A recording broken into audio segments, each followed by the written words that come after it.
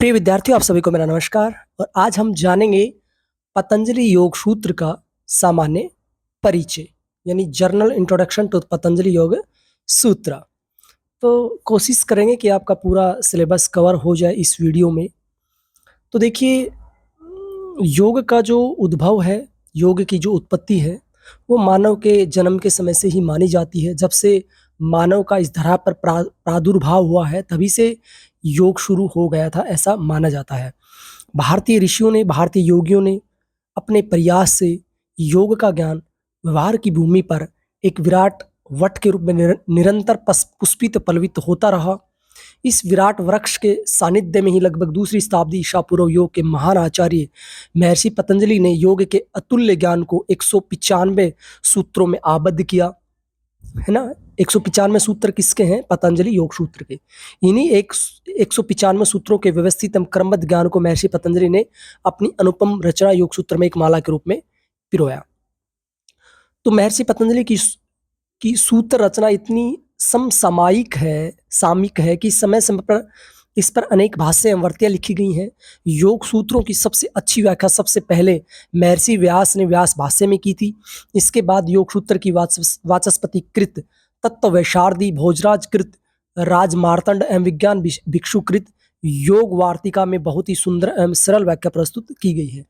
यानी इसे योग सूत्र कहें हम या योग दर्शन कहें, एक ही बात है। मैं एक अलग वीडियो में बता चुका हूं कि योग सूत्र और योग दर्शन में क्या अंतर है, या क्या समन्वय है, या क्या दोनों एक ही हैं।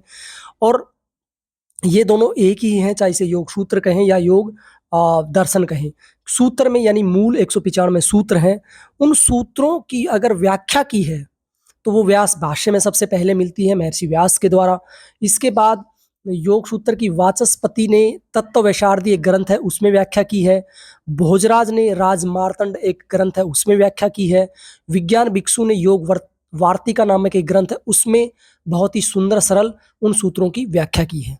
तो पतंजलि के जो मूल सूत्र हैं 195, है ना, वो तो सूत्र रूप ही है, उनकी कहीं व्याख्या नहीं है। लेकिन बाद में सबसे पहली व्याख्या व्यास भाष्य के द्वारा मिलती है, फिर भोजराज के द्वारा वाचस्पति, फिर भोजराज, और फिर विज्ञान भिक्षु के द्वारा। ऐसे अनेक विद्वानों ने उन योग सूत्रों की व्याख्या की है। और बाद में तो उन सूत्रों की व्याख्या अनेक भाषाओं में हुई है, अनेक विद्वानों ने की है। तो 195 सूत्रों को 4 अध्यायों में या 4 पाद में व्यक्त किया है। तो देखिए, ये योग सूत्र के या योग दर्शन के 4 पाद हैं। पहला समाधि पाद है, दूसरा साधन पाद है, तीसरा विभूति पाद है, चौथा कैवल्य पाद है। पहले समाधि पाद में 51 सूत्र हैं, साधन पाद में 55 सूत्र हैं, विभूति पाद में 55 सूत्र हैं, कैवल्य पाद में 34 सूत्र हैं।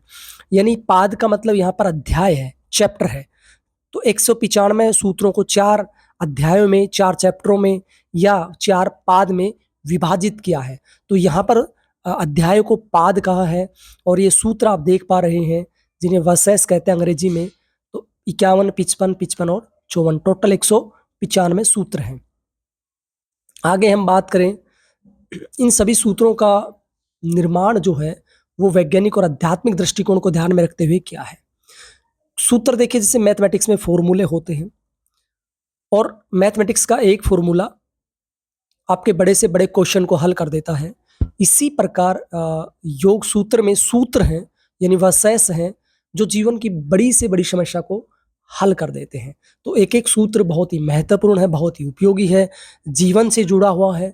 योग सूत्र बहुत आसान भी है, बहुत सरल भी है, लेकिन एक बार में समझ में नहीं आता है। अगर हम गुरु के सानिध्य में बैठकर सीखते हैं तो डेफिनेटली हमें ये एक एक सूत्र समझ में आता है। आप सबका पाला अभी योग से पड़ा है, नए नए आप साधक हैं, नए नए योग से जुड़े हैं, तो समझने में स्वाभाविक है इन सूत्रों में थोड़ी कठिनाई अवश्य होती है। तो पहला जो समाधि पाद है, इसमें हम जान लेते हैं क्या दिया गया है। आपका पूरा योग सूत्र हम 1 घंटे से पहले कवर करने की कोशिश करेंगे। आराम से आप बड़े से बड़े एग्जाम में पूरे योग सूत्र के बारे में अच्छे से लिख सकते हैं। तो देखिए, सबसे पहला जो पाद है या अध्याय है, समाधि पाद। तो इसमें सबसे पहला ही सूत्र क्या है? अथ योगानुशासनम। यानी महर्षि पतंजलि जी भी कहते हैं कि किसी भी कार्य को यदि अनुशासन में रहकर किया जाए तो उसमें सफलता अवश्य मिलती है। अथ का मतलब होता अब का मतलब होता नाउ। यानी महर्षि पतंजलि जी कहते हैं कि आपने बहुत बाद की बातें कर ली, बहुत बाहर आप घूम लिए, अब अथ जो शब्द है वो अब यानी विषय के परिवर्तन के लिए प्रयोग होता है, चेंज करने के लिए प्रयोग होता है। यानी कहते हैं ना भाई बच्चा तुम बहुत खेल लिए, अब पढ़ाई कर लो, तुमने बहुत कुछ ये कर लिया, अब ऐसा कर लो। तो अथय क्या है, विषय को परिवर्तित करता है, परिवर्तन करता है। यानी महर्षि पतंजलि जी कहना चाहते हैं कि आप बहुत बाहर घूम लिए, बहुत एक्सट्रोवर्टेड रह लिए, अब योग का जो अनुशासन है उसको आप शुरू कीजिए, तो डेफिनेटली आपको सफलता मिलेगी, आप अपने लक्ष्य तक पहुंचेंगे। यानी किसी भी लक्ष्य तक पहुंचने के लिए अनुशासन बहुत जरूरी है। Without discipline you can not achieve your target. दूसरे सब सूत्र में योग की परिभाषा दी गई है, जो प्रमाणिक परिभाषा है, ऑथेंटिक परिभाषा है। यानी योगस्य चित्त वृत्ति निरोधा, ये बहुत इंपॉर्टेंट, आप रट लीजिए इसको। ये लगभग हर जगह परिभाषा प्रयोग की जाती है, चाहे कोई इंटरव्यू हो, चाहे आपका कोई एग्जाम हो। तो जो समाधि पाद है यानी पहला अध्याय है, उसका जो दूसरा सूत्र है योगस्य चित्त वृत्ति निरोधा, योगस्य चित्त वृत्ति निरोधा, यानी चित्त की समस्त वृत्तियों का पूर्ण रूप से निरोध कर देना ही योग है। यानी योग किसे कहते हैं, तो महर्षि पतंजलि जी कहते हैं चित्त की वृत्तियों को अगर हम निरोध कर दें उसे योग कहते हैं। तो चित्त की वृत्तियां कितनी होती हैं, चित्त की वृत्तियां 5 होती हैं, है ना, आपको पता होना चाहिए। सबसे पहले प्रमाण, फिर विप्रय, फिर विकल्प, फिर निद्रा और फिर स्मृति। ये 5 क्या है, चित्त की वृत्तियां हैं, है ना। प्रमाण यानी प्रमाण वृत्ति क्या है, जिस साधन के द्वारा हम किसी भी पदार्थ या वस्तु का वास्तविक ज्ञान प्राप्त होता है ना, वह प्रमाण कहलाता है। यानी बिना प्रमाण के किसी भी पदार्थ या वस्तु का वास्तविक स्वरूप को नहीं समझा जा सकता है। तो ये प्रमाण जो होता है ये 3 प्रकार के होते हैं, प्रत्यक्ष, अनुमान एवं आगम। ठीक है। दूसरा विप्रयवर्ती। विप्रयवर्ती क्या होती है, विप्रय का अर्थ होता है मिथ्या ज्ञान या झूठा ज्ञान। जिस वृत्ति से हमें किसी पदार्थ का सही ज्ञान न होकर उसके विपरीत ज्ञान होता है उसे ही विप्रयवर्ती कहते हैं। तीसरा प्रमाण है विकल्प वृत्ति, यानी किसी पदार्थ या वस्तु के सामने उपस्थित न होने पर भी उस वस्तु का विचार करना विकल्प वृत्ति कहलाता है। यह शब्द से उत्पन्न होता है। चौथा क्या है, निद्रावृत्ति। शरीर की जागृत तथा स्वप्न अवस्था से रहित जो स्थिति होती है उसे निद्रावृत्ति कहते हैं। अंतिम है स्मृति वृत्ति, यानी भूतकाल में अनुभव किए गए विषयों, घटनाओं को पुनः स्मरण याद करना स्मृति वृत्ति कहलाता है। तो ये 5 जो वृत्तियां हैं, ठीक है, इन 5 वृत्तियों का अगर हम निरोध कर दें, उन्हें रोक दें, तो क्या हो जाएगा। और ये सभी क्या है, क्लिष्ट और अक्लिष्ट है ना। सभी वृत्तियां क्या है, क्लिष्ट और अक्लिष्ट। क्लिष्ट का मतलब दुखदायी भी है और अक्लिष्ट का मतलब सुखदायी भी है ना, 2 भेद बताए हैं। ठीक है। क्लिष्ट क्या होती हैं, जो वृत्तियां व्यक्ति को अज्ञानता, अधर्म और अवैराग्य की ओर लेकर जाती हैं, वो क्लिष्ट वृत्तियां होती हैं, जो त्रिगुण से प्रभावित होती है ना। इनमें राग द्वेष ये सब होता है। तो ये क्लिष्ट वृत्तियां क्या करती है, योग मार्ग में बाधा उत्पन्न करती हैं। अक्लिष्ट वृत्ति क्या होती है, जो वृत्तियां व्यक्ति को ज्ञान, धर्म और वैराग्य की ओर लेकर जाती हैं, वे अक्लिष्ट वृत्तियां कहलाती हैं। ये सतोगुण से प्रधान होती हैं या प्रभावित होती है ना। और ये अविद्या आदि जो क्लेश है, पंच क्लेश है, उनको समाप्त करने वाली होती है। और इन अक्लिष्ट वृत्तियों को योग मार्ग में सहायक माना गया है। तो ये हमने जाना 5 वृत्तियां जो क्लिष्ट हैं, अक्लिष्ट हैं, और 5 को हमने विस्तार से जाना। अगर हम इनका निरोध कर देते हैं, इनको हम रोक देते हैं, निरोध का मतलब रोकना, अवरोध करना, है ना। जैसे कॉन्डोम होता है, निरोध होता है। तो निरोध से क्या होता है, आप अनावश्यक प्रेगनेंसी को रोक देते हैं, है ना, इसलिए कॉन्डोम पहनते हैं। तो कॉन्डोम को क्या कहते हैं, हिंदी में निरोध कहते हैं, है ना, कि पूरी तरह से रोक देना। तो इसी प्रकार इन 5 वृत्तियों को पूरी तरह से रोक देना, उन पर कंट्रोल कर लेना, उन पर नियंत्रण प्राप्त कर लेना ही क्या है, चित्त वृत्तियों का निरोध है। अब आगे हम बात करते हैं समाधि। तो समाधि के 2 भेद बताए गए मुख्य रूप से। कौन कौन से, संप्रज्ञात समाधि यानी सहबीज समाधि, और दूसरा निर्बीज समाधि, है ना, सहबीज समाधि और निर्बीज समाधि। तो सहबीज समाधि कौन सी है, ये देखिए, हम आगे देखते हैं। संप्रज्ञात समाधि और असंप्रज्ञात समाधि। संप्रज्ञात समाधि के 2 भेद हैं, मुख्य रूप से तो 4 भेद हैं इनके। एक वितर्कानुगत समाधि, विचारानुगत समाधि, आनंदानुगत समाधि और अस्मितानुगत समाधि। ये नेट के एग्जाम में भी आया है, सीक्वेंस भी पूछा है कि संप्रज्ञात समाधि के 4 पार्ट कौन से हैं, 4 भाग कौन से हैं। तो वितर्क, विचार, आनंद और अस्मिता। असंप्रज्ञात समाधि के भाग कौन से? भव प्रत्यय असंप्रज्ञात समाधि और उपाय प्रत्यय असंप्रज्ञात समाधि। अब वितर्कानुगत समाधि, इसके भी दो भाग होते हैं, सवितर्क और निर्वितर्क। और विचारानुगत समाधि, इसके भी दो भाग होते हैं, सविचार और निर्विचार। ठीक है, तो ये हमने समाधि के बारे में जाना। अब आगे हम जान लेते हैं, क्योंकि देखो भव प्रत्यय जो समाधि है वो विधेय तथा प्रकृतिलय योगियों की अवस्था होती है। यानी विधेय योगी वो होते हैं जिन्होंने यथार्थ ज्ञान से अपने शरीर को इंद्रियों तथा स्थूल तत्वों का विशेष रूप से साक्षात्कार करके अपने शरीर तथा इंद्रियों एवं स्थूल भूतों का कर्ता ईश्वर को मान लेते हैं। इस प्रकार वे अपनी देह का अभिमान एवं भाव से रहित हो जाते हैं। ऐसे योगियों को विधेय योगी कहा जाता है। प्रकृतिलय योगी वो होते हैं जो साधक मूल प्रकृति 25 तत्वों को भली भांति जानकर उनका साक्षात्कार कर लेते हैं। वह साधक अपने आप को प्रकृति में लीन कर देते हैं और ऐसे योगियों को प्रकृतिलय योगी कहते हैं। ठीक है, तो ये भव प्रत्यय समाधि थी। उपाय प्रत्यय क्या होती है? विधेय और प्रकृतिलय योगियों से भिन्न अलग योगियों की जो असंप्रज्ञात समाधि होती है, वह समाधि रुचि, उत्साह, स्मरण, एकाग्रता और रितंब्रा प्रज्ञा, बुद्धि की उन्नत अवस्था को रितंब्रा प्रज्ञा कहते हैं, इससे होती है। ठीक है, तो ये दो प्रकार की समाधि है। फिर इसके बाद ईश्वर का स्वरूप बताया गया है कि ईश्वर किसे कहते हैं। आप सबकी जिज्ञासा होगी, इसका एक मैंने अलग वीडियो बना चुका हूँ, आप उसमें जान सकते हैं। ठीक है, इससे पहले साधक के भी 3 अवस्थाएं बताई हैं। 3 प्रकार के साधक होते हैं, नोट कर लीजिए बच्चों, वेरी इंपॉर्टेंट है। साधक के 3 भेद होते हैं, यानी 3 प्रकार के साधक होते हैं, मृदु, मध्यम और अधिमात्र। नंबर 1 मृदु, नंबर 2 मध्य, 3 अधिमात्र। तो कौन से होते हैं? मृदु यानी साधारण या कम प्रयास करने वाले, मध्यम यानी कम से थोड़ा ज्यादा या मध्यम प्रयास करने वाले, और अधि यानी अधिक या ज्यादा प्रयास करने वाले।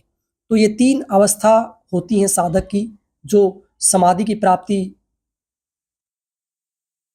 के लिए उपयोगी है ना। तो इसके बाद ईश्वर के स्वरूप को मैं अलग वीडियो बना चुका हूँ, डिस्क्रिप्शन बॉक्स में मैं लिख दूंगा। अगर मेरे को ध्यान नहीं रहे तो आप मुझे बता दीजिए कि, और आप देख भी सकते हैं सर्च करके कि सर इसका लिंक डालिए यूट्यूब के ऊपर, तो डेफिनेटली मैं डाल दूंगा। ठीक है ना। तो ईश्वर का क्या स्वरूप बताया है? एक तो बताया कि सब जानना चाहते हैं कि व्हाट इज गॉड। गॉड कहें उसे, ईश्वर कहें उसे, अल्लाह कहें उसे, भगवान कहें। स ऐसे पूर्वासाम अपि गुरु काले नान्वच्छेदात, यानी जो ईश्वर है वो गुरुओं का भी गुरु है ना, जिसके ऊपर काल का भी कोई प्रभाव नहीं पड़ता है। जो है ना, काल का कोई प्रभाव नहीं पड़ता है, गुरुओं का गुरु है, जो पहले भी था, आज भी है और भविष्य में भी रहेगा। तो पहले अध्याय का 26वां सूत्र है, स का मतलब वह, ऐसा, है ना। स ऐसा, ऐसे का मतलब वह ईश्वर पूर्व में भी था और अब भी है और भविष्य में भी रहेगा, जिसके ऊपर काल का कोई प्रभाव नहीं पड़ता, काल की सीमा से या बाध्यता से वो रहित है। ठीक है, फिर उसका वाचक क्या बताया? तस्य वाचक प्रणव। उसका अगर नाम ले तो क्या है? वाचक शब्द जो है वो प्रणव है। प्रणव का मतलब ओमकार कहें, ओम कहें, उद्गीत कहें, एक ही बात है। और वो ईश्वर कैसा है? कलेश क्रम तथा आस्य से रहित अवस्था है। कलेश क्रम विपाक आश्चर्य परामृष्ट पुरुष विशेष है ईश्वर। जो कलेश है ना, अविद्या, अस्मिता, राग, द्वेष, अभिनय, इन 5 कलेशों से, इनके शुभ अशुभ मिश्रित कर्मों से, उनके फलों से, उनके भोगों के संस्कारों के संबंध से रहित जो विशिष्ट चेतना जो होती है, वो तत्व ईश्वर है, वो तत्व गॉड है, वो तत्व भगवान है ना। कलेश क्रम विपाक आश्चर्य से अछूता चेतन तत्व विशेष क्या है? ईश्वर है। ठीक है, अब हम जानते हैं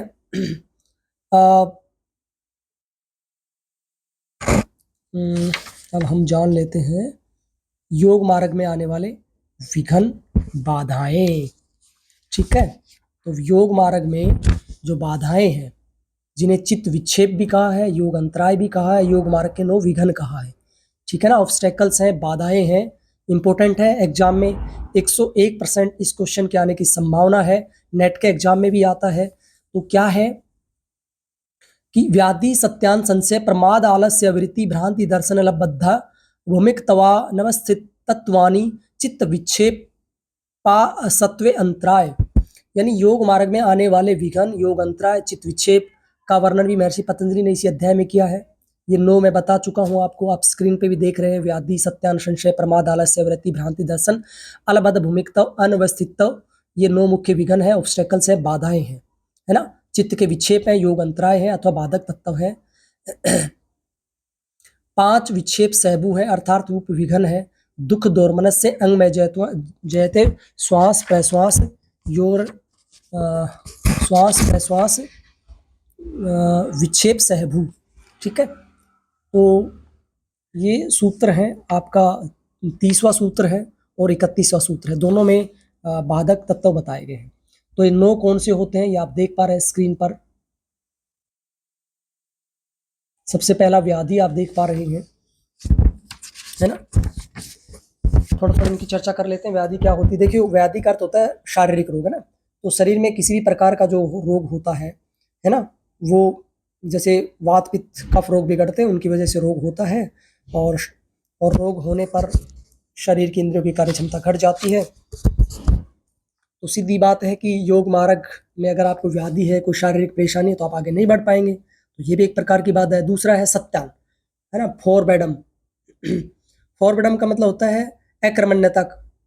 अक्रमण्यता का अर्थ है कार्य में उत्साह का न होना। सत्यान का मतलब यही हो गया कि किसी भी अच्छे काम से मन को चुराना। तो योगाभ्यास करने में मन नहीं करता है, वह हमेशा काम से बचने का बहाना ढूंढता है। इस प्रकार बार बार योग साधना से बचने का प्रयास करते रहने से साधना में सफलता प्राप्त नहीं होती है। ये भी योग साधना में बाधक है। संशय का मतलब होता है संदेह होना, शक होना, डाउट होना, है ना। योग साधना करते समय साधक में डाउट होता है कि मैं सफल हो पाऊंगा या नहीं हो पाऊंगा, सफलता मिलेगी नहीं मिलेगी, अपने लक्ष्य तक पहुंच पाऊंगा या नहीं पहुंच पाऊंगा, कब पहुंच पाऊंगा, ये सब डाउट होते हैं। तो ये संशय है। अगला है प्रमाद। ठीक है, प्रमाद का मतलब नेग्लिजेंस का मतलब क्या होगा? लापरवाही करना। जैसे योग साधना करते हुए लापरवाही करना, अभ्यास को अधूरा छोड़ना, नियमित रूप से अभ्यास नहीं करना, सावधानी नहीं रखना, है ना। ये सभी प्रमाद ही है। आलस्य का अर्थ क्या हो गया? आलस्य का मतलब हैवीनेस, यानी आलस्य का अर्थ है सुस्त स्वभाव का होना। और आलस्य का मुख्य कारण क्या है? तमोगुण की अधिकता। तो शरीर में जैसे तमोगुण बढ़ जाता है, सतोगुण का प्रभाव कम होने लगता है, तो सुस्ती आने लगती है। और सुस्ती आने से शरीर में भारीपन आता है, चिड़चिड़ापन होने लगता है, और इससे साधना में व्यक्ति आगे नहीं बढ़ पाता, और यही योग मार्ग में बाधा उत्पन्न करता है। अगला है अविरति। अविरति छठा जो बाधक तत्व है। अविरति का अर्थ है वैराग्य का अभाव। अविरति यानी क्रेविंग। क्रेविंग का मतलब वैराग्य का अभाव, अर्थात विषम भोगों की इच्छा का प्रबल होना। जब साधक की विभिन्न विषयों को भोगने में आसक्ति इच्छा होती है, तब वह साधक अविरति कहलाती है। तब वह अवस्था अविरति कहलाती है। तो विषय भोगों की इच्छा होने से साधक की योग साधना भंग होती है, इसलिए अविरति को भी योग मार्ग में बाधक माना गया, है ना। अगला है भ्रांति दर्शन। भ्रांति दर्शन का अर्थ है विपरीत ज्ञान या गलत जानकारी का होना। कई बार साधक को, है ना, विपरीत ज्ञान होता है, गलत जानकारी होती है, वास्तविक जानकारी नहीं हो पाती है ना, और जिसकी वजह से वो अपने मूल लक्ष्य को भूल बैठता है। अगला है अलबद्ध भूमिकत्व। अलबद्ध भूमिकत्व, इससे पहले क्या था? भ्रांति दर्शन। और फिर क्या है? अगला बोलने में बच्चों को परेशानी होती है, आप 3 बार बोल के देखिए, अपने आप याद हो जाएगा। अलबद्ध भूमिकत्व, टुकड़ों में बोलिए। अलबद्ध भूमिकत्व, अलबद्ध भूमिकत्व, जिसका अर्थ है चित्त का एकाग्र न होना या समाधि की प्राप्ति न होना, है ना। Doubting progress. ठीक है, इसका मतलब क्या हो गया? कई बार साधक को निरंतर योगाभ्यास करने से भी समाधि की प्राप्ति नहीं होती है, इससे वह अनुत्साहित हो जाता है। इस अनुत्साह के कारण उसकी साधना में रुचि कम हो जाती है, इससे वह योग मार्ग में सफलता प्राप्त नहीं कर पाता है। ठीक है, अलबद्ध भूमिकत्व। अगला है सबसे अंतिम, नोवा जो है अनवस्थितव। अनवस्थितव यानी एक बार समाधि लगने के बाद पुनः दोबारा से समाधि का भंग हो जाना, है ना, समाधि को स्थिर न रख पाना। ठीक है, समाधि को स्थिर न रख पाना, यानी समाधि तो लग गई लेकिन वो स्थिर नहीं है, कंटिन्यूटी नहीं है, रेगुलर नहीं लग पा रही है, बीच बीच में डिस्टर्बेंस आ रहा है, तो ये भी अनवस्थितव बाधा है। तो महर्षि पतंजलि जी ने इन सब को 9 अंतराय कहा है। ठीक है, जो जिन्हें विघन कहा है, जो कहते हैं ना विघन कारक हैं, ये इनसे बचना चाहिए। अगले 5 क्या है? विक्षेप सहबू है। विक्षेप सहभू क्या है? दुख दौर्मनस्य अंग में जेते श्वास प्रश्वास प्रश्वास विक्षेप सहभू। 31वां सूत्र है ये पहले अध्याय का। दुख 3 प्रकार के होते हैं। कौन कौन से? आध्यात्मिक, आदि भौतिक, आदि दैविक। ठीक है। आध्यात्मिक क्या होते हैं? आपके अपने जो रोग होते हैं, शारीरिक मानसिक रोग जो होते हैं, है ना, वो सब होते हैं। दूसरा मानी दैहिक, दैहिक दुख भी कहते हैं इनको। शारीरिक मानसिक रूप से जो भी होते हैं, सर्दी खांसी जुकाम बुखार टेंशन तनाव अनिद्रा, ये सब आते हैं इसमें।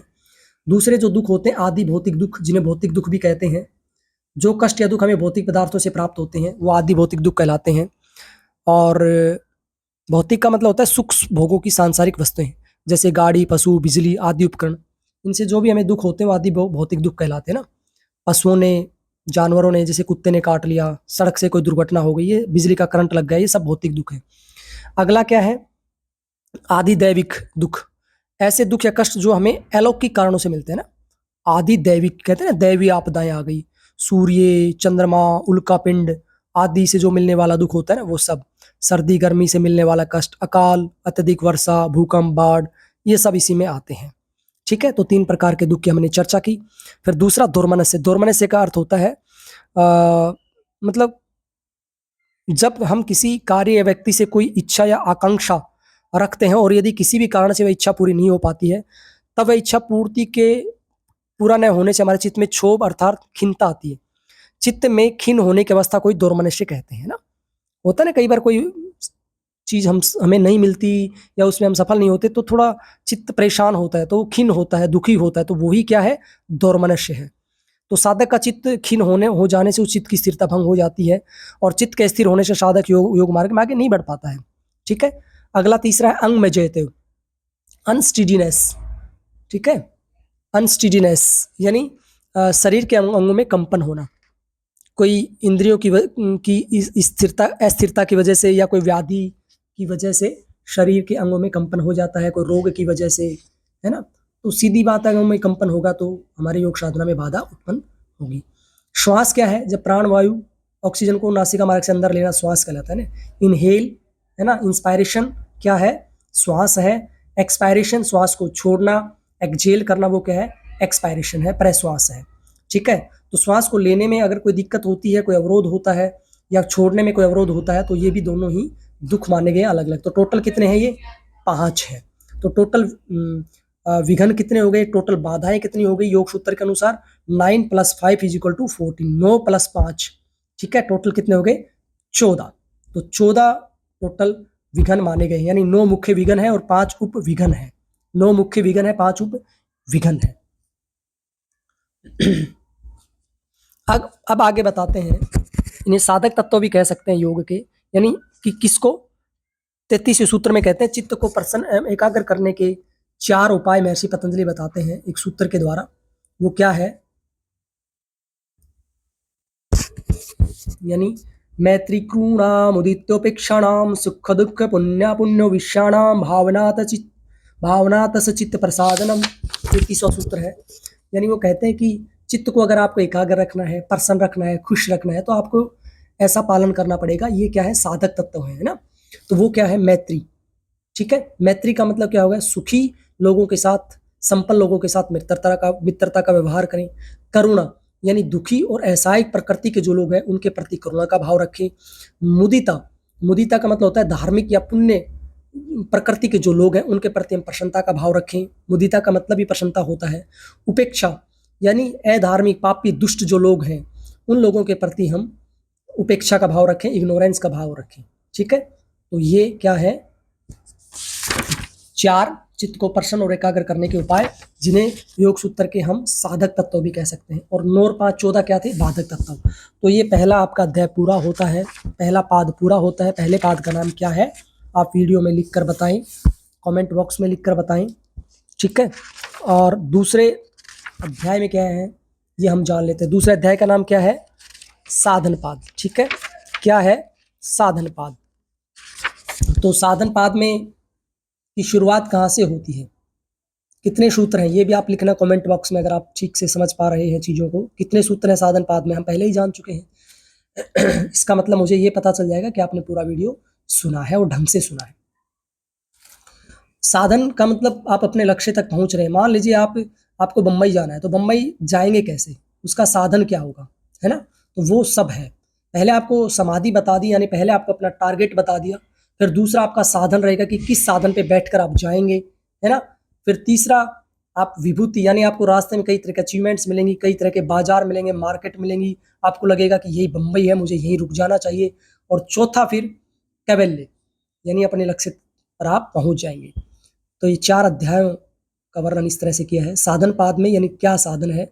तो इसमें साधन का जो पहला ही सूत्र है, क्रिया योग बोला है उसको, तपः स्वाध्याय ईश्वर प्रणिधानानि क्रिया योग। यानी तप, स्वाध्याय और ईश्वर प्रणिधान संयुक्त रूप से क्या कहलाते हैं, क्रिया योग कहलाते हैं। ठीक है। तप का मतलब क्या है, द्वंद्वों को सहन करना। स्वाध्याय का मतलब क्या है, स्वयं का अध्ययन भी करना और मोक्ष कारक या मोक्षदायक जो ग्रंथ है उनका अध्ययन करना। और ईश्वर प्रणिधान यानी ईश्वर को सरेंडर कर देना, dedicated to God, dedicated to Lord, है ना, भगवान को समर्पित कर देना। ठीक है। तो क्रिया योग के कितने अंग होते हैं, 3 अंग होते हैं। कौन कौन से होते हैं, ये आपको क्वेश्चन आ सकता है। तप, स्वाध्याय, ईश्वर प्रणिधान। ठीक है। तीनों को हम अच्छे से जान चुके हैं, है ना। तप का मतलब क्या होगा, द्वंद्व को सहन करना, यानी दुख सुख, लाभ हानि, सर्दी गर्मी, भूख प्यास, जय पराजय, यश अपयश, मान अपमान, सभी में को द्वंद्व को सहन करना, वो सब क्या है, तप है। ठीक है। स्वाध्याय का मतलब हम बता ही चुके हैं, अच्छे मंत्रों का उच्चारण करना, अच्छी चीजों को पढ़ना, वेद उपनिषद आदि पढ़ना स्वाध्याय है। और ईश्वर प्रणिधान क्या है, सभी अच्छे बुरे कर्मों को ईश्वर को समर्पण करके बदले में किसी प्रकार की कोई कामना न करना, फल की इच्छा न करना, ईश्वर प्रणिधान कहलाता है। अब आगे का क्या कहा है कि क्रिया योग का फल क्या होगा, क्या मिलेगा क्रिया योग का फल से, समाधि भावनार्थ कलेश तनु करणार्थस्य बताया है। समाधि की प्राप्ति और क्लेशों का तनुकरण हो जाता है ना। क्रिया योग का हम अभ्यास करेंगे तो क्या मिलेगा, समाधि की प्राप्ति होगी और जो क्लेश हैं वो तनु हो जाते हैं, निर्बल हो जाते हैं, कम हो जाते हैं। ऐसा किसमें बताया गया है, ऐसा ये नेट के एग्जाम में भी आता है। क्लेश कौन से हैं, 5 क्लेशों की बात की है। स्क्रीन पे लिखा हुआ है शायद, हाँ 3 प्रकार के दुख भी लिखा हुआ है, 5 प्रकार के क्लेश। तो क्लेश कौन से हैं, ये महामैराथन चल रही है, आपको पूरा सुनना है, वीडियो को समझना है। 1 घंटे के अंदर हम पूरा कोशिश करेंगे कि ये पूरा वीडियो आपको समझ में आ जाए। 5 क्लेश कौन से हैं, अविद्या, अस्मिता, राग, द्वेष, अभिनिवेश, 5 क्लेशा, है ना। अविद्या, अस्मिता, राग, द्वेष, अभिनिवेशा, 5 क्लेशा। अविद्या क्या है, यानी सुख और दुख को समझना अविद्या है। सत्य पदार्थों का, सत्य असत्य पदार्थों को सत्य मानने की जो गलती करना है अविद्या कहलाती है, क्लेश है। अविद्या को ही सब क्लेशों की जननी माना गया है ना। दूसरा अस्मिता, अस्मिता का मतलब होता है कर्ता और कर्म को एक ही मानना, है ना। कर्ता अलग होता है, कर्म अलग होता है, उनको गलती से हम एक मान लेते हैं, उसे ही क्लेश कहते हैं। राग का मतलब क्या होता है, राग का मतलब होता है किसी भी पदार्थ या व्यक्ति विशेष के प्रति अत्यधिक आसक्ति, है ना, अटैचमेंट या प्रेम होना, है ना, राग होना। कहते हैं ना राग हो गया है आपको, तो जब किसी से प्रेम होता है तो क्या कहते हैं, राग हो गया है भाई, ये तो रागी बन गया है। और जब अटैचमेंट टूट जाती है, दुख मतलब दुख मिलता है, तब कहते हैं बैरागी हो गया है, ये तो वैरागी हो गया है। द्वेष का मतलब क्या होता है, किसी के प्रति अत्यधिक कटुता या नफरत रखना द्वेष नामक क्लेश है। अगर आप किसी के प्रति बहुत ज्यादा कट्टर है, नफरत रखते हैं तो द्वेष क्लेश है। ठीक है। पहला विद्या, फिर अस्मिता, फिर तीसरा राग, चौथा द्वेष और 5वां अभिनिवेश क्लेश। आप नोट कर लीजिए। अभिनिवेश का मतलब क्या होता है, जब किसी भी व्यक्ति को अपनी मृत्यु का भय सताने लगे या अपनी मृत्यु से भयभीत हो जाता है तो वो अभिनिवेश क्लेश कहलाता है। ठीक है। फियर ऑफ डेथ, चाहे विद्वान हो, है ना, चाहे वो सामान्य व्यक्ति हो, पागल हो, मूर्ख हो, सभी को मृत्यु का भय अवश्य रहता है। ठीक है। तो ये हमने जाना। और जो क्लेश हैं वो 4 अवस्थाओं में होते हैं। ठीक है। यानी एक प्रसुप्त होती है, एक तनु होती है, एक विच्छिन्न होती है, एक उदार होती है ना। कलेश कभी प्रसुप्त यानी सोती हुई अवस्था में होते हैं, कभी तनु कम अवस्था में होते हैं, तनु का मतलब होता है छोटा या कम, कभी विच्छिन्न अवस्था में होते हैं ना, कभी कोई प्रभाव बढ़ जाता है, कभी किसी का कम हो जाता है। ऐसे उदार, कभी क्लेशों की स्थिति प्रभाव या तीव्र गति वाली होती ना, इसमें वह बिना कुछ सोच विचार के कुछ भी गलत कार्य कर बैठता है। जैसे यदि व्यक्ति के अंदर द्वेष नामक क्लेश उदार अथवा तीव्र अवस्था में होता है तो वह क्रोध में आकर किसी को नुकसान पहुंचा सकता है ना। तो ये हमने 5 क्लेशों की चर्चा की। दुख नुसाही द्वेष है, सुख नुसाही राग है। छोटे छोटे सूत्र रट सकते हो ना, दुख नुसाही द्वेष, सुख नुसाही राग।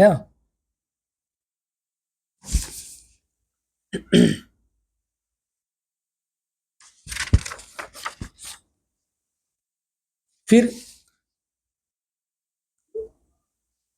इन क्लेशों को समाप्त करने की विधियां भी बताई है महर्षि पतंजलि जी ने, है ना, कि कैसे हम इनको समाप्त कर सकते हैं। यानी ध्यान है या तत्वर्त है, 11वें सूत्र में बताते हैं कि उन सभी क्लेशों की जो सूक्ष्म वृत्तियां हैं उनको ध्यान के द्वारा नष्ट किया जा सकता है। बहुत इंपॉर्टेंट है, नेट के एग्जाम में भी आ सकता है। क्लेश कैसे नष्ट कर सकते हैं, उनकी वृत्तियों को कैसे नष्ट कर सकते हैं, ध्यान के द्वारा, है ना। 11वां सूत्र ये कहते हैं। तो क्लेशों की उत्पत्ति का कारण भी बताते हैं कि क्लेश क्यों उत्पन्न होते हैं। तो क्लेश उत्पत्ति का कारण क्या है, अविद्या, कर्मों के संस्कार, दृष्ट जन्म वेदनीय, अदृष्ट जन्म वेदनीय। ठीक है, 4 कारण बताएं क्लेशों की उत्पत्ति क्यों होती है। भाई क्लेशों की उत्पत्ति 4 कारणों से होती है। ठीक है, ये भी हमने बता दिया।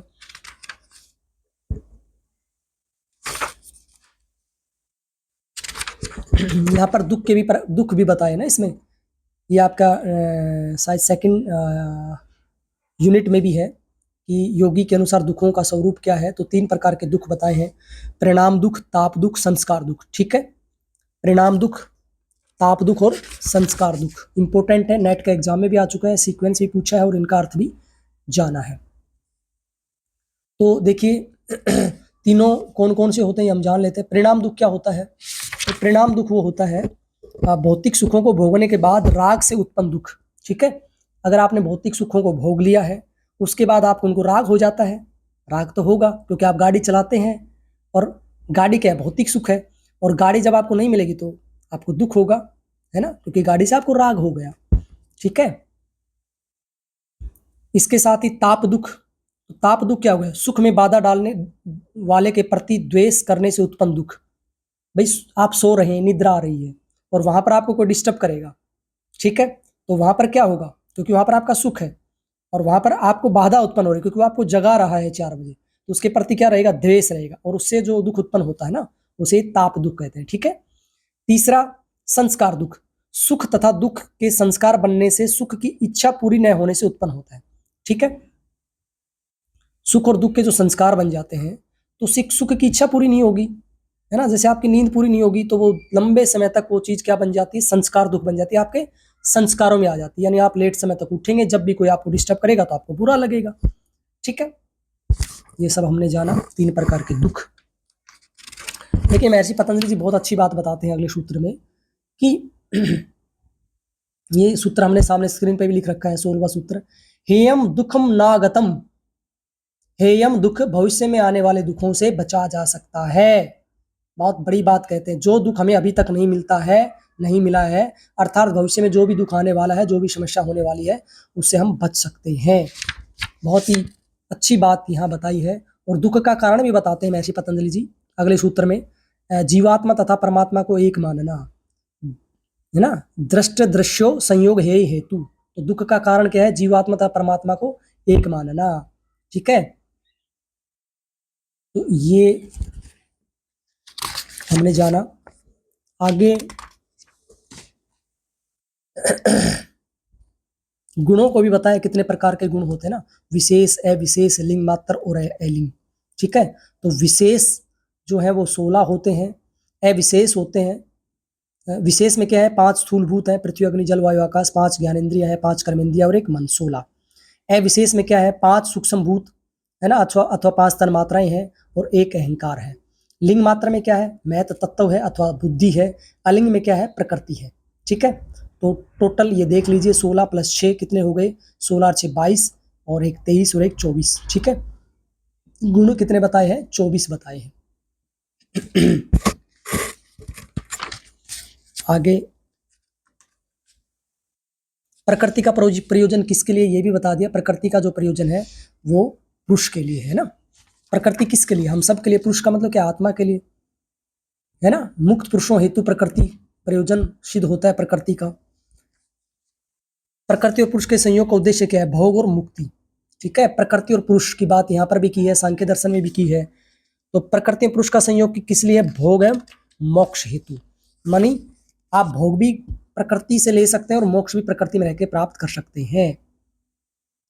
और प्रकृति और पुरुष के संयोग का कारण क्या बताया यहाँ पर?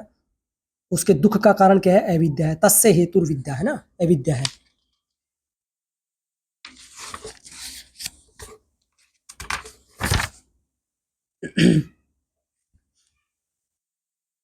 और योगी की 7 प्रकार की उच्च अवस्था वाली बुद्धि की भी यहाँ चर्चा की है। तस्य सप्तधा प्रांत भूमि प्रज्ञा, यानी उस विवेक ख्याति को प्राप्त योगी की 7 प्रकार की सबसे उत्कृष्ट यानी उच्च बुद्धि होती है।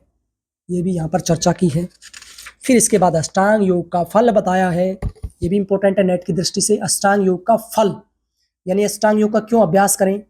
अशुद्धि का नाश और ज्ञान का प्रकाश करने के लिए। योगांग अनुष्ठानादि शुद्धिक्षे ज्ञान दीप्तिरा विवेक ख्याते। अशुद्धि का नाश और ज्ञान की प्राप्ति के लिए हमें अष्टांग योग का अभ्यास करना चाहिए। ठीक है, तो अष्टांग योग क्या क्या है? यम नियम आसन प्राणायाम प्रत्याहार धारणा ध्यान और समाधि अष्टांग अंगानी, अष्टांग व अंगानी। ठीक है, यम नियम आसन प्राणायाम प्रत्याहार धारणा ध्यान क्या है? अष्टांग योग है। ये हमने लिखा भी है यहाँ पर, स्क्रीन पर आप देख पा रहे हैं। इसमें बहिरंग साधन क्या है? यम नियम आसन प्राणायाम और प्रत्याहार। ठीक है, तो ये बहिरंग साधन है। कितने हैं? 5 है। और अंतरंग साधन कौन से? 3 है, धारणा ध्यान और समाधि। तो जो बहिरंग साधन है 5, यम नियम आसन प्राणायाम और प्रत्याहार, इनका वर्णन इसी अध्याय में किया है। ठीक है, तो अष्टांग योग का भी हम अलग से वीडियो बना चुके हैं, उसको आप देख सकते हैं। ठीक है, इनकी हम ज़्यादा चर्चा नहीं करेंगे, ये आप को पता भी होगा। यम कितने होते हैं? 5 होते हैं। अहिंसा, सत्य, अस्त्य, ब्रह्मचर्य और अपरिग्रह। नियम कितने होते हैं? सोच, संतोष, तप, स्वाध्याय, ईश्वर प्रणिधान, ये भी 5 होते हैं। ठीक है, आसन की परिभाषा क्या दी है? स्थिरम सुखम आसनम, स्थिर सुखमासनम, स्थिर सुखमासनम, यानी शरीर की स्थिर और सुखपूर्वक स्थिति क्या है? आसन है ना। Stability with happiness is the asanas. अब आगे हम बात करें प्राणायाम की। तो प्राणायाम की परिभाषा क्या दी है? बहुत अच्छी परिभाषा दी है प्राणायाम की भी, बहुत ही सुंदर सार गर्भित परिभाषा यहाँ पर दी गई है। तो वो क्या है? तो देखिए, आसनों का वर्णन तो वैसे ही पतंजलि जी कहीं करते नहीं है कि ये आसन होने चाहिए, लेकिन एक बात आपकी नॉलेज के लिए मैं बता दूं कि 13 आसनों का वर्णन व्यास भाष्य में मिलता है। यानी व्यास भाष्य जो इसका पहली व्याख्या है, महर्षि व्यास जी करते हैं व्यास भाष्य में, तो उसमें 13 आसनों का वर्णन जरूर मिलता है। ठीक है, बहुत इंपॉर्टेंट है। कौन कौन से आसन है? पद्मासन है, वीरासन है, भद्रासन है, स्वस्तिक है, दंडासन है, सोप्रास्यासन है, पर्यंकासन है, क्रौंच निषेधन आसन है, हस्ती निषेधन आसन है, उष्ट निषेधन आसन है, सम संस्थान आसन है, स्थिर सुखासन है, यथा सुखासन है। ठीक है, ये सारे स्थिर बैठने वाले ही आसन हैं। योग सूत्र में कहीं भी आसन का जिक्र नहीं मिलता है। ठीक है ना, क्यों? क्योंकि वो ध्यान के लिए, साधना के लिए, प्राणायाम के लिए ही आसनों की बात करते हैं, इसके अलावा किसी आसन की रूप बात नहीं करते हैं। और महर्षि स्वामी स्वात्माराम जी हठप्रदिका में आसनों को योग के पहले अंग के रूप में मान्यता दी है। महर्षि घेरण ने भी आसनों को योग के दूसरे अंग के रूप में मान्यता दी है। अब जान लेते हैं प्राणायाम के बारे में। अच्छा, आसन सिद्धि से क्या मिलेगा? आसन सिद्धि से मिलेगा ततो द्वंद्व भी घात है, यानी आसन सिद्ध अगर हो जाएगा तो आपको द्वंद्व से समाप्ति हो जाएगी, जो भी आपको द्वंद्व है ना। इसके बाद प्राणायाम की डेफिनेशन देते हैं। प्राणायाम के विषय में कहते हैं,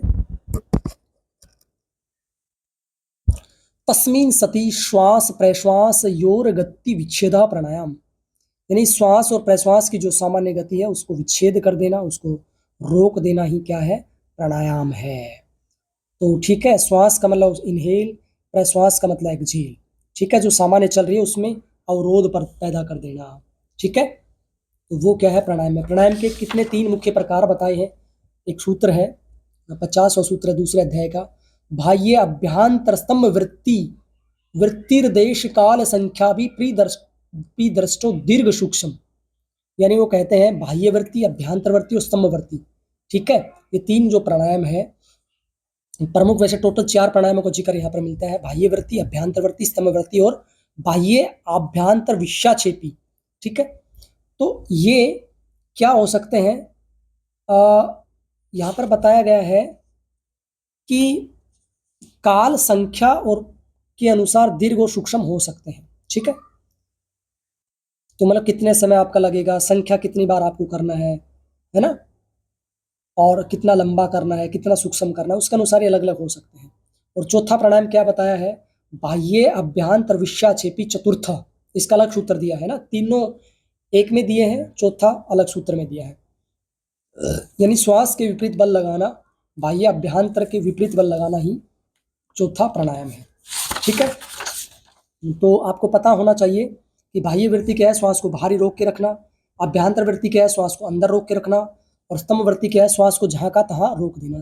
तो जैसे हम कई बार जाते हैं और कहीं पर बदबू आती है किसी नाले आदि में, तो हम कई बार श्वास को वहीं रोक देते हैं ना, तो स्तंभ वृत्ति ही है।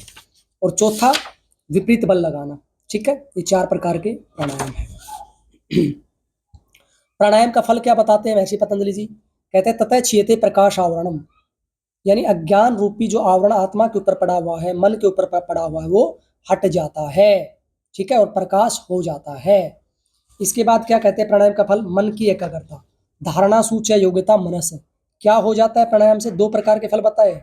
एक तो पहला हम जान चुके, तत्त क्षेत्र प्रकाश आवरण, यानी अज्ञान और आवरण हट जाता है, और मन की एकाग्र अवस्था हो जाती है। किससे, प्राणायाम से मन एकाग्र होने लग जाता है। इसके बाद क्या बताया है, प्रत्याहार बताया है। प्रत्याहार क्या है, इंद्रियों को विषय से विमुख कर देना ना, विड्रॉल द सेंसेस, क्योंकि इंद्रियां बहिर्मुखी होती है, उनको अंतर्मुखी करना ना, बाह्य विषयों से हटाकर इंद्रियों के अपने अपने जो विषय हैं, आंख, नाक, कान, जीवा, त्वचा, इनको जो बाह्य विषयों से हटाकर अंतर्मुखी कर देना ही क्या है, प्रत्याहार है। प्रत्याहार का फल भी बताया है। क्या बताया है, तत्व परमावश्य यतेन्द्रियाणाम, प्रत्याहार का फल क्या है, इंद्रियों का पूर्ण अधिकार कर लेना। ठीक है, प्रत्याहार से क्या होता है, इंद्रियों पर पूर्ण नियंत्रण आ जाता है। इंद्रिया कौन सी है आपकी, सेंसर ऑर्गन्स।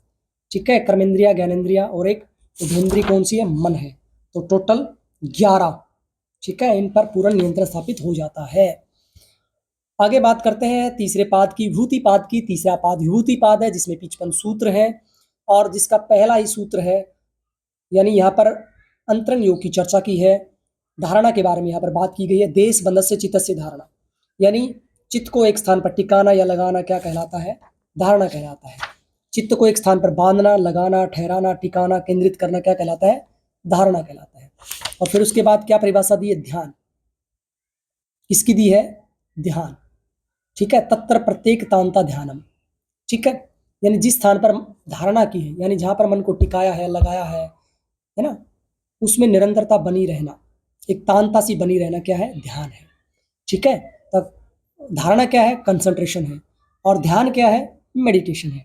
ठीक है, तो धारणा में जहां मन को लगाया है, टिकाया है, बांधा है, उसमें निरंतरता बनी रहे, एक तांता सी बनी रही, वो क्या है, ध्यान है। और तीसरा क्या है, समाधि है। समाधि का मतलब क्या होगा, तदेवार्थ मात्र निर्भासम स्वरूप शून्यमी समाधि, यानी कर्तापन के भाव का अभाव होना, यानी जब मैं और मेरेपन का भाव से हट जाता है ना, तब अपने आप समाधि लग जाती है। सुना होगा ना कबीरदास का भी वो सूत्र, कबीरदास का वो श्लोक, जब मैं था तब हरि नहीं, अब हरि है मैं नाही, सब अंधियारा मिट गया जब दीपक देखा माही। जब कहते हैं मेरे अंदर मेरा, मैं और मेरेपन का भाव था, तब हरि नहीं थे, भगवान नहीं थे। अब मैं हूं ना, मैं नहीं, अब हरि है, यानी मैं और मेरेपन का भाव हट गया, तब हरि मेरे अंदर है।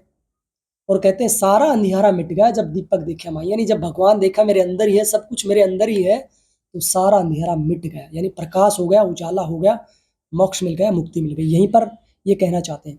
तो धारणा, ध्यान, समाधि को मैं एक रूप में बताऊं तो इनको एक त्रैमेकेत्र संयम कहा है ना। तीनों को क्या कहा है, संयम कहा है। जब तीनों मिल जाते हैं, एक हो जाते हैं, तो क्या है ये ज्ञान योग, कर्म योग, भक्ति की तरह त्रिवेणी है, ये योग की है ना, त्रिवेणी कह सकते हैं। जब तीनों मिल जाते हैं तो क्या हो जाता है, संयम हो जाता है।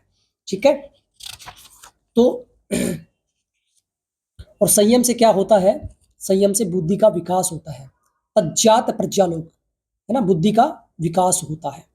तो देखिए, मैं सामान्य शब्दों में आपको कहूं कि मन को किसी स्थान पर टिकाना धारणा है, उसको टिकाए रखना ध्यान है, और उसमें खो जाना, लीन हो जाना क्या है, समाधि है।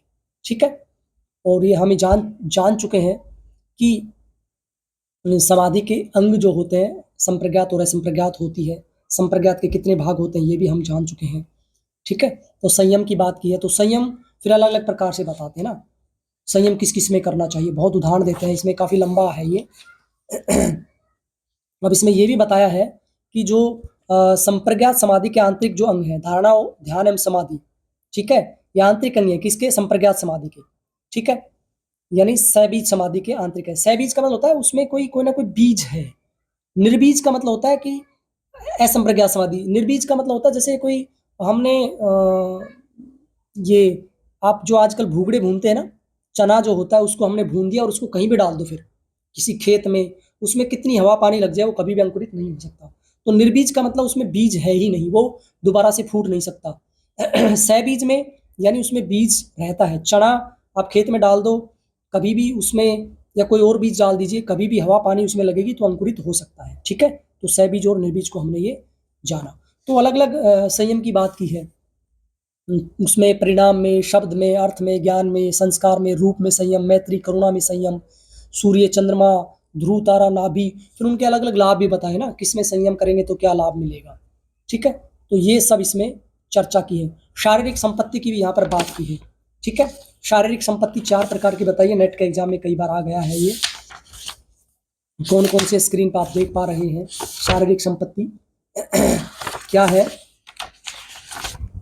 रूप, लावण्य, बल और वज्र, इसका वर्णन भी इसी अध्याय में मिलता है। क्या है ये? शारीरिक संपत्ति। ठीक है, और पुरुष को वश में करने का फल भी बताया है। प्रातिभ, श्रावण, वेदन, आदर्श, आस्वाद तथा वार्ता, ये सिद्धियां हमें मिलती हैं। ठीक है, ये 6 सिद्धियां हैं, प्रातिभ, श्रावण, वेदन, आदर्श और आस्वाद और वार्ता। ये नेट के एग्जाम में कई बार आ चुका है। ठीक है, इनको ध्यान से समझना है। और श्रावण का अर्थ यहाँ पर सुनना होता है, वेदन का अर्थ स्पर्श अनुभव करना होता है, और प्रातिभ मतलब एक अवस्था होती है ज्ञान की। आदर्श का मतलब होता है देखना होता है। आस्वाद का मतलब खट्टा मीठा ये सब होता है। वार्ता का अर्थ गंध होता है, तो यहाँ वार्ता का अर्थ गंध होता है, कंफ्यूज नहीं होना है आपको।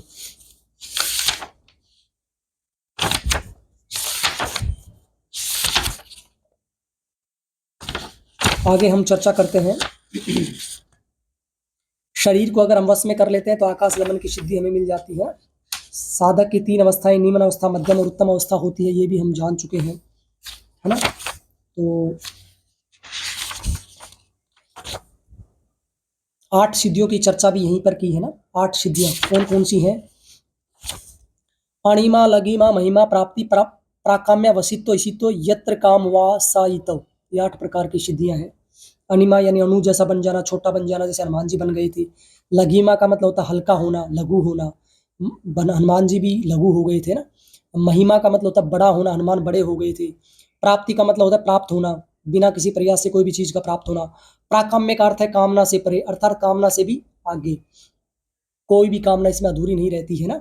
वशित्व का मतलब वश में करना, नियंत्रण करना, है ना। इसीत्व का मतलब होता है किसी भी चीज को उत्पत्ति कर देना और किसी चीज को नष्ट कर देना, ना। भगवान शिव ऐसा करते हैं, बताते हैं। यत्र कामावास तो का मतलब होता है केवल कामना मात्र से भी संकल्प पूरे हो जाते हैं। जो भी कामना करते हैं उसे सारे वो आपके जो कामना होती है वो पूरी हो जाती है। तो 8 सिद्धियों का वर्णन यहाँ पर मिलता है। तो इन 8 सिद्धियों के करने से भूतों पर विजय प्राप्त होती है और शरीर का सामर्थ्य बढ़ जाता है ना। और शरीर की शारीरिक संपत्ति की भी नेट के एग्जाम में कई बार आता है। रूप, लावण्य, बल, वज्र, सहन, नवानानी, काय, सम्मत, यानी रूप आपका, लावण्य, बल और वज्र, है ना। रूप का मतलब दर्शनीय शक्ति, लावण्य का मतलब तेजस्वी या कांति युक्त, बलवान या ताकत का होना, बल का मतलब, वज्र का मतलब बहुत मजबूत अंगों वाला। ठीक है, ये हमने चर्चा की तीसरे अध्याय की। ठीक है, अब यहाँ पर योगी के प्रकार भी बताए, ये भी इंपॉर्टेंट है। प्रथम कल्पिक, मधुभूमिक, प्रज्ञा ज्योति और अतिक्रांत भावनी योगी, 4 प्रकार के योगी यहाँ पर बताए गए हैं। ठीक है, बहुत इंपॉर्टेंट है ये। ठीक, तो इसमें प्रथम कल्पिक यानी सिद्धि रहित योगी होते हैं, मधुभूमिक ऋतम्र प्रज्ञा प्राप्त योगी होते हैं, प्रज्ञा ज्योति यानी भूतों पर विजय प्राप्त योगी होते हैं, अतिक्रांत भावनी योगी, 7 प्रकार की प्रांत भूमि प्राप्त योगी होते हैं। ये 4 प्रकार के योगियों के प्रकार यहाँ पर बताए गए हैं 51वें सूत्र में। अब आगे हम चर्चा करते हैं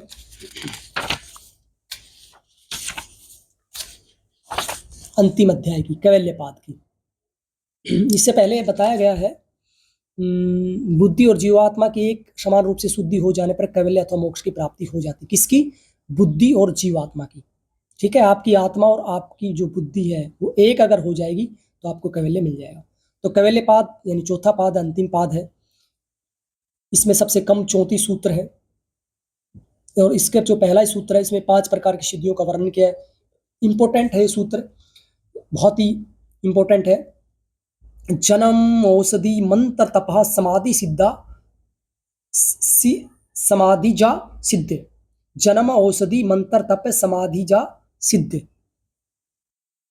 यानी महर्षि पतंजलि जी कहते हैं कि व्यक्ति को जन्मजात या जन्म से भी सिद्धियां मिल सकती हैं, दिव्य औषधियों के सेवन से भी आपको समाधि की प्राप्ति हो सकती है, विशेष मंत्रों के जप से भी आपको सिद्धि की प्राप्ति हो सकती है, तप के पालन से भी आपको सिद्धि की प्राप्ति हो सकती है और समाधि से भी आपको सिद्धि की प्राप्ति हो सकती है। अगर आपकी समाधि लग जाती है तो भी आपको सिद्धि की प्राप्ति हो सकती है। पहले सूत्र में ये बताया गया है।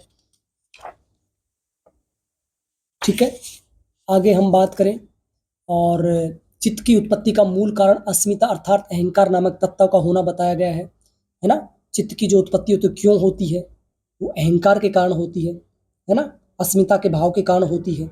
ठीक है, क्योंकि सतरज और तम नामक जो 3 गुण है बुद्धि का निर्माण होता है और बुद्धि से अस्मिता या अहंकार या मैं का भाव उत्पन्न होता है।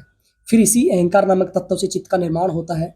सांख्य दर्शन में अहंकार से मन की उत्पत्ति मानी जाती है, लेकिन यहाँ पर उसे चित्त कहकर संबोधित किया गया है। ये भी बात आपकी क्लियर हो गई है।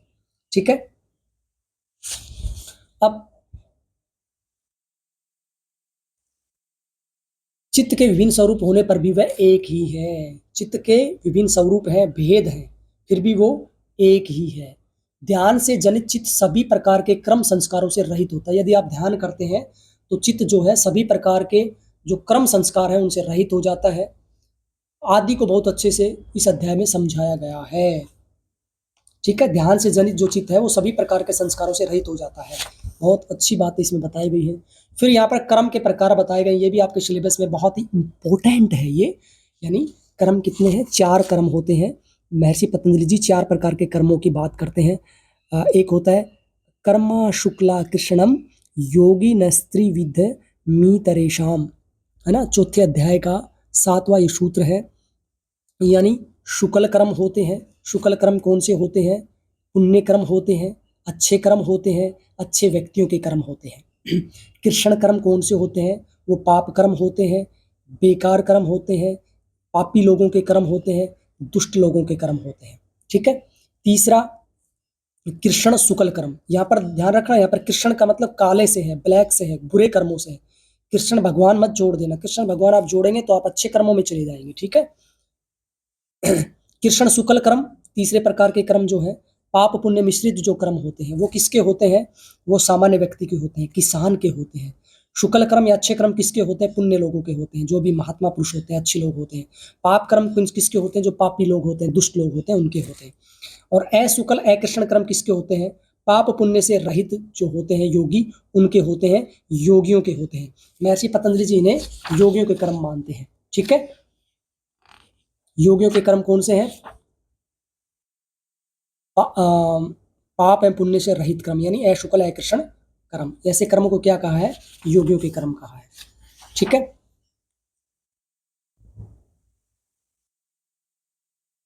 और बताते हैं जो योगियों के अतिरिक्त अन्य 3 प्रकार के कर्म होते हैं उन कर्मों के अनुसार ही व्यक्ति को उनके फल भोगों की प्राप्ति वासनाओं संस्कारों के रूप में होती है। यानी योगियों के कर्म तो मतलब मुक्त करने वाले हैं, वो फियरलेस भी है, वो अटैचमेंट लेस भी है ना। तो उनमें आसक्ति नहीं है। तो उनके अलावा जो 3 प्रकार के हो गए, शुक्ल क्रम, कृष्ण क्रम और शुक्ल कृष्ण क्रम, ये जो क्रम होते हैं व्यक्ति को उनके फल भोगों की प्राप्ति वासनाओं संस्कारों के रूप में मिलती है ना। एक गाना भी है ना, सन्यासी फिल्म का हेमा मालिनी जी गाती हैं, तू कर्म किए जा फल की इच्छा ना कर है इंसान, जैसे कर्म करेगा वैसे फल देगा भगवान, ये है गीता का ज्ञान, ये है गीता का ज्ञान। ठीक है, आपको सॉन्ग भी सुना दिया है। आगे आगे क्या कहते हैं कि जाति, समूह, स्थान तथा समय के अंतर होने पर भी याददाश्त और कर्म संस्कारों का एक समान विषय होने से कोई व्यवधान नहीं होता है। जीने की चाह, लालसा या इच्छा का लगातार बने रहने से उन सभी वासना रूपी संस्कारों का प्रवाह आदिकाल से निरंतर चला आ रहा है। ये बहुत इंपॉर्टेंट बात कही है यहाँ पर। क्या? जीवन जीने की लालसा या इच्छा का होना या उनका सदा बना रहने से वासना रूपी जो संस्कार है, जन्म जन्मों के जो संस्कार है, उनका प्रवाह आदिकाल से चलता आ रहा है। ठीक है ना? जब वो प्रवाह टूट जाएगा तो आपको मोक्ष मिल जाएगा, है ना? तो चला आ रहा है। क्यों? क्योंकि आपको जीवन की इच्छा भी है, जीने की चाहत है ना? जीने की राह एक फिल्म भी है। तब वासनाओं का संग्रह क्या है? फल, हेतु, आश्रय तथा आलम्बन। इनकी वजह से ही फल, हेतु, आश्रय तथा आलम्बन से ही वासनाओं का संग्रह होता है। इसलिए इन चारों कारणों का भाव होने से, इसके रहने से उनकी वासनाओं का व्यभाव हो जाता है। हेतु का अर्थ क्या होता है? कारण होता है, यानी वासना की उत्पत्ति का कारण होता है। किस लिए होती है? विक्रम संस्कारों का मूल कारण अविद्यास्मिता है। ठीक है। ये फल क्या है? किसी भी परिणाम को फल का है, जो भी हमें रिजल्ट मिलता है। आश्रय क्या है? आश्रय का अर्थ होता है शरण देना। जब हम शुभ कर्म करते हैं तो हमारे अंदर अच्छे संस्कार बनते हैं, यदि अशुभ करते हैं तो बुरे बनते हैं। ठीक है। तो ये सभी अच्छे बुरे संस्कार कहाँ संग्रहित रहते हैं? हमारे चित्त में रहते हैं।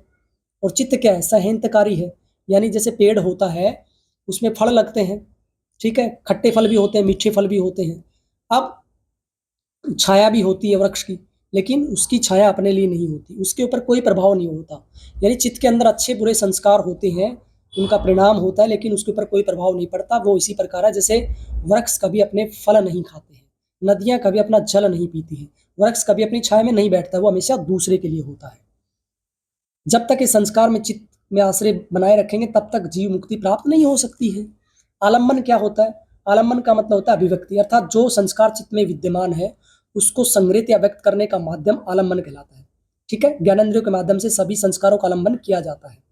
ठीक, तो ये हमने जाना पदार्थों की भूतकाल एवं भविष्य काल में विद्यमानता, पदार्थों की गुणों के रूप में विद्यमानता, परिणाम के आधार पर पदार्थ में समान भाव की उत्पत्ति, चित्त की भिन्नता होने पर भी पदार्थों का अलग अलग रूप दिखाई देना, चित्त के नियंत्रण से रहित पदार्थों की स्वतंत्र सत्ता, चित्त के बाह्य पदार्थों के प्रति ज्ञान और अज्ञात स्वरूप का वर्णन, और चित्त की सभी वृत्तियों का ज्ञाता स्वामी आत्मा ही है। सभी वृत्तियों का स्वामी कौन है? आत्मा है। ठीक है, ये बहुत बड़ी बात है। चित्त की सभी वृत्तियों का ज्ञाता कौन है? आत्मा है, क्योंकि आत्मा सो परमात्मा। आत्मा किस में मिलती? जाके परमात्मा मिलती है।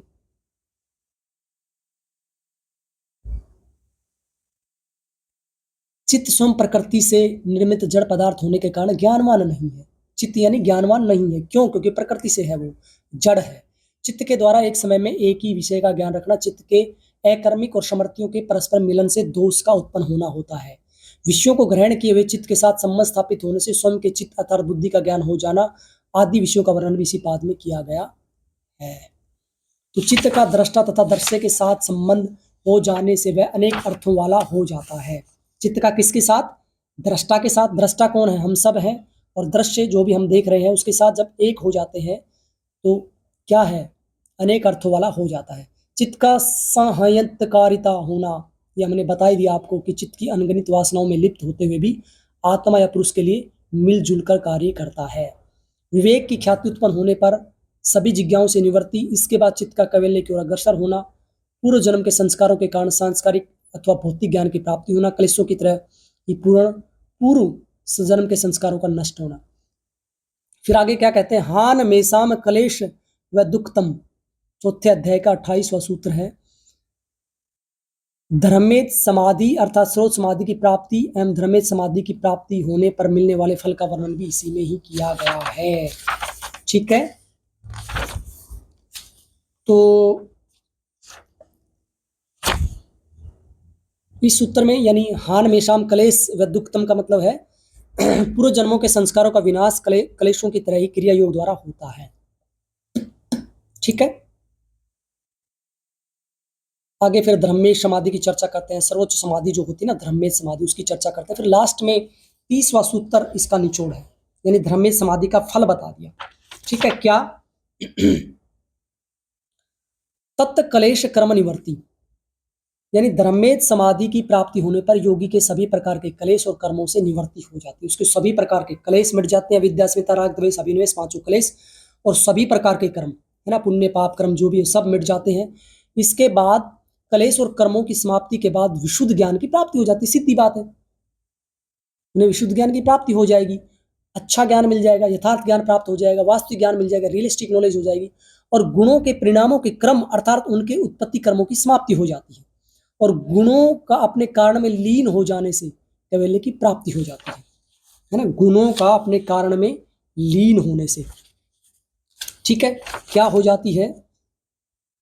कैवल्य की प्राप्ति हो जाती है, और आत्मा अपने वास्तविक स्वरूप में स्थित हो जाती है।